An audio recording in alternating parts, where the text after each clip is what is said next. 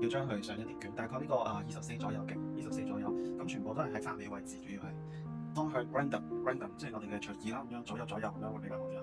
呢個捲咗個髮尾，咁所以我哋就唔需要太多。但係佢嘅溫度我哋去到180至到190都可以。大概分5至6速，大概分5至6速。大概捲嘅長度啦，大概有20 cm 左右，20 cm， 咁大概應該有2至3個圈，2至3個圈。頭殼頂部分嘅話咧，我哋咧加一個，咁主要就係喺我哋頭先嗰啲中間嘅髮束度，主要今次係捲到佢頭皮髮根位置開始捲，髮束比較幼細都唔緊要。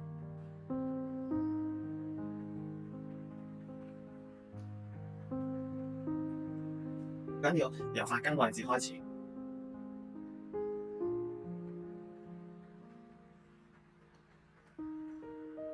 前面呢度再攞一側，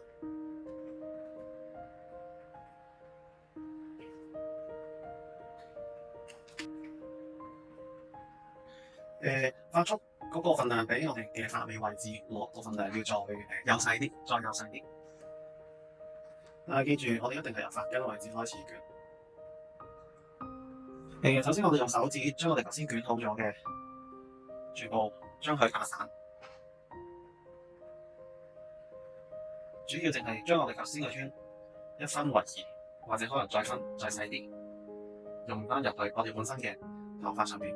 咁我哋跟住之後就可以有一個動感喺度，甚至乎再靠我哋嘅拉絲就可以做到出嚟啦。6/4分界，6/4分界，大概喺我哋嘅眉嘅中間位置，一個 set 型嘅方法去攞。都可以用一個 set 型嘅方法夾起，夾起完後邊嘅頭髮，我哋就可以將佢全部綁埋一齊兩邊。呢啲攣我哋繼續仍然都要綁翻，保持住。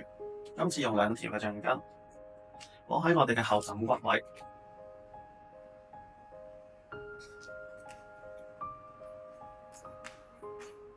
打開收緊頭髮，將每一束底部嘅頭髮我哋要再收緊。先將呢啲攣嘅地方我哋拉出嚟，但係記住所有地方都要有再掹完一個，另一個喺前面，另一個喺前面，凸咗出嚟嘅位置，我哋就可以直接拉起佢。呢度凹咗落去嘅位，我哋都可以拉起佢，如此類推。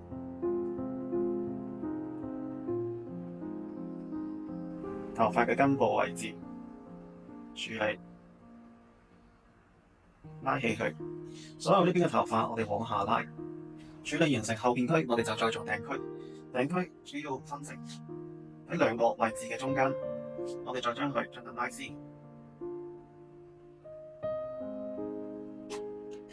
一樣啦，2個嘅中間，我哋進行拉絲。2個嘅中間，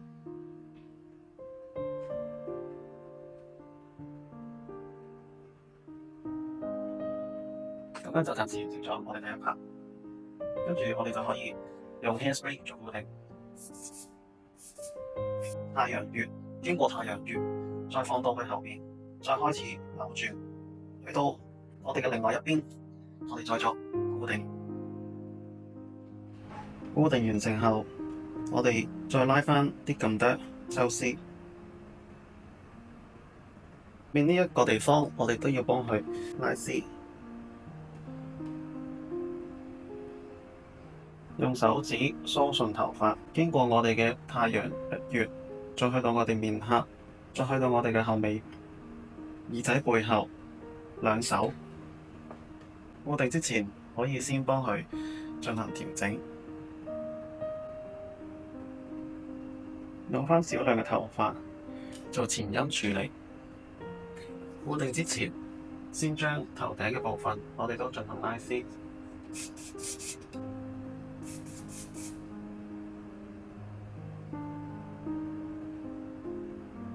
表面我哋需要再去跟捲，髮束必須要幼細，咁先會動感會比較再多啲。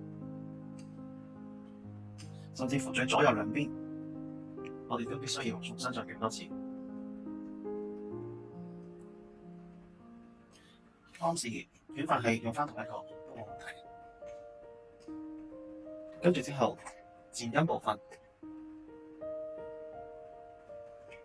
打斜向後捲，